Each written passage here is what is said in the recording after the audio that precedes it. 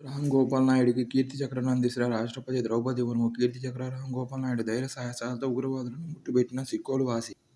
రాజస్థాన్ పర్యటనలో ప్రధాని మోదీ వ్యాఖ్యలు. 18 రాష్ట్రాల్లో 103 అమృత్ భారత్ స్టేషన్లు వర్చువల్గా ప్రారంభం. పుంగనూరు నియోజకవర్గంలోని 6 మండలాలు అన్నమయ్య జిల్లా పరిధిలోకి ప్రిలిమినరీ నోటిఫికేషన్ జారీ. రాష్ట్ర మహిళా సహకార ఆర్థిక సంస్థ చైర్పర్సన్ పీతల సుజాత.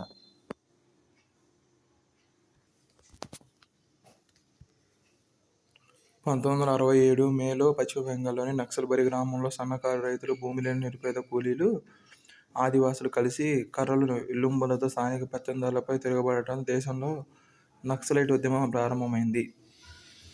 ఒక దశలో 2010లో 20 రాష్ట్రాల్లోని 223 జిల్లాల్లో హింసకు పాల్పడగలిగిన స్థాయికి మావోయిస్టులు విస్తరించారు.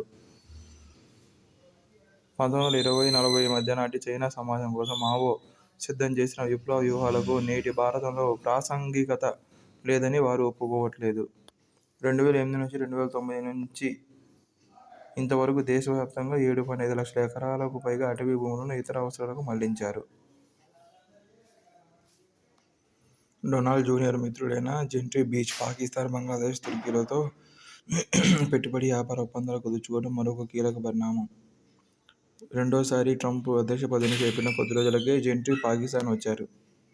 దక్షిణాసియా ప్రాంతంలో అమెరికా ప్రతినిధి పాకిస్తానేనని ప్రధాని షెహబాజ్ షరీఫ్కు ఊదరగొట్టారు. కరాచీ, ఇస్లామాబాద్లో స్థిరాస్తి రంగంలో భారీ పెట్టుబడులు పెడతానన్నారు. సింధు పరివాహక ప్రాంతంలో 50 లక్షల కోట్ల డాలర్ల విలువైన బంగారు నిక్షేపాలు ఉన్నట్టు వార్తలు వచ్చాయి. వాటి వెలికితీతలో ఒప్పందం కుదుర్చుకున్నట్టు విశ్లేషకులు వినిపిస్తున్నాయి. ఇంకా కంప్యూటర్లు, స్మార్ట్ ఫోన్లు, రక్షణ రంగాలకు కీలకమైన అరుదైన లోహాలను తవ్వితీయడానికి పాక్తో జెంట్రీ బీచ్ ఒప్పందం పాక్తో పాటు బంగ్లాదేశ్, తుర్కీలతో కూడా చమురు, ఖనిజ వనరుల ఒప్పందాలపై బీచ్ సంతకం చేశారు.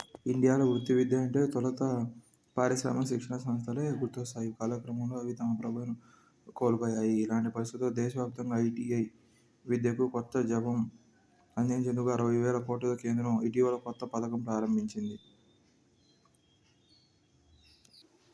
కాల్పుల్లో 2 ఇజ్రాయిలీ దౌత్యవేత్తల మృతి. వాషింగ్టన్లో దుశ్చర్య.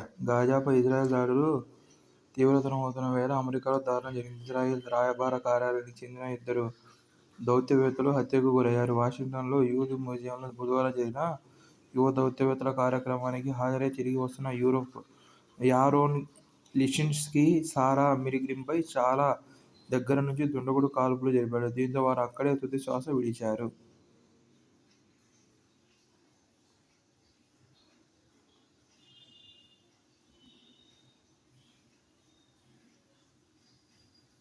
మారిషస్కు చాగోస్ దీవులను అప్పగించిన బ్రిటన్. ఒప్పందాన్ని స్వాగతించిన భారత్. హిందూ మహాసముద్రంలోని చాగోస్ దీవులపై బ్రిటన్ తన సార్వభౌమత్వాన్ని మారిషస్కు బదిలీ చేసే ప్రక్రియ ఎట్టకేలకు ముగిసింది. ఈ మేరకు చారిత్రక ఒప్పందంపై తాను సంతకం చేసినట్టు బ్రిటన్ ప్రధాని కీర్ స్టార్మర్ గురువారం ప్రకటించారు. మొన్న మే 4న కేంద్ర వ్యవసాయ మంత్రి శివరాజ్ సింగ్ చౌహాన్ దేశంలో మొదటిసారిగా జీనోమ్ ఎడిట్ చేసిన 2 కొత్త వరి రకాలను విడుదల చేశారు. డీఆర్ఆర్ రైస్ 100 కమల, పూసా డీఎస్టీ రైస్ 1 కమల రకాన్ని సాంబా మసూరి పీపీటీ 5204 ఆధారంగా ఐఐఆర్ఆర్ హైదరాబాద్ అభివృద్ధి చేసింది.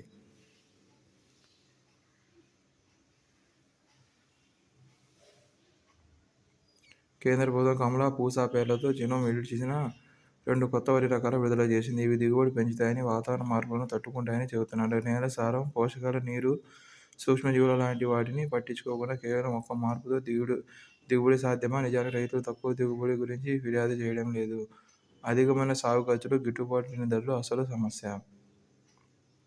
2025 ఏప్రిల్ 1 నాటికి వరి నిల్వలు రికార్డు స్థాయిలో 63.09 మిలియన్ టన్నులు ఉన్నాయి. ప్రభుత్వ లక్ష్యం కంటే 13.6 మిలియన్ టన్నులు అధికం. మరింత దిగుబడి పెరిగితే రైతుకు గిట్టుబాటు కాదు, ప్రభుత్వం కొనదు.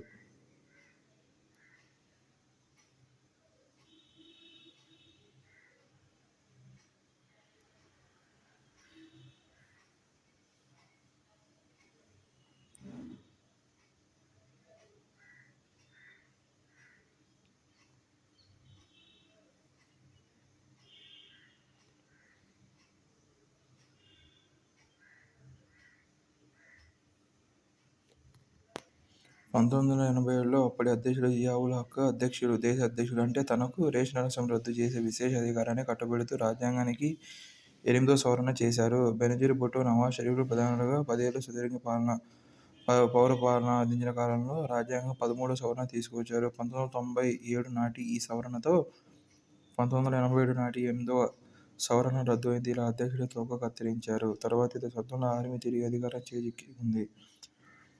2001లో 3 ఏళ్లు సైనిక అధిపతిగా పనిచేసిన అనంతరం ముషర్రఫ్ తనను తానే అధ్యక్షుడిగా ప్రకటించుకున్నారు. అధికారంలో కొనసాగేందుకు అతడు రాజ్యాంగాన్ని తుంగలో తొక్కారు. చిట్టచివరకు 2008లో అభిశంసన నుంచి తప్పించుకోవడానికి పదవికి రాజీనామా చేశారు.